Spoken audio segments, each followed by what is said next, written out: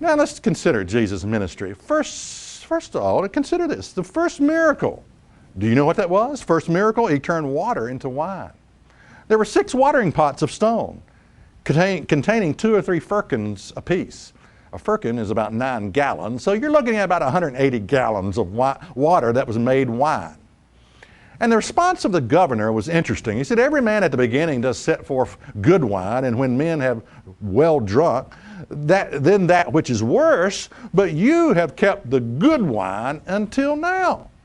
Oh, wait a minute. I read that wrong. But you have kept the good grape juice until now. Just kidding. Get out of your box. Get out of your fantasy land. It wasn't grape juice, it was wine. All right. Now, I'm just saying, that's not very humbling of Jesus to turn, they needed a wine run, we need an extra 180 gallons of wine here. Now, I would have thought a lot more of Jesus if he hadn't turned that water into wine. Yeah, I hear you. After all, there were children running around. And watch out for that guy on that chariot. Man, he'll run you over. He's had a little bit too much to drink. But this is not, does this fit your view of Jesus? Or does your view of Jesus more like, well, real humility would have been a teetotaler. Well, I never drink a drop of alcohol. I'm just telling you, there's concepts here that, I'm talking about the real Jesus. He was referred to as a wine bibber. They said he drank too much. Not grape juice, wine. They said he ate too much too. Gluttony. They called him a gluttony. Does this fit your concept of Jesus? John 2 and verse 14. He said, and found in the temple those that sold oxen and sheep and doves and the changers of money sitting. And when he had made a scourge of small cords, that's Jesus makes a cord, he makes a whip. Indiana Jones here.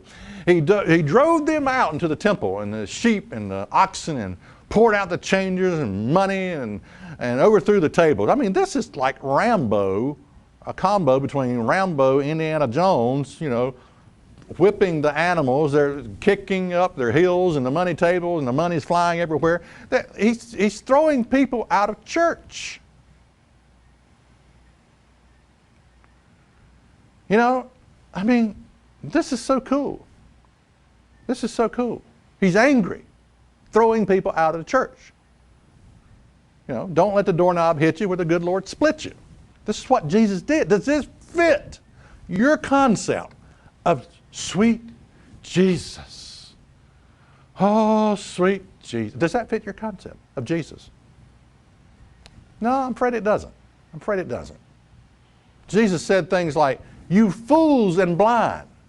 You are like whitewashed tombs which look fine on the outside, but are full of bones and decaying corpses on the inside.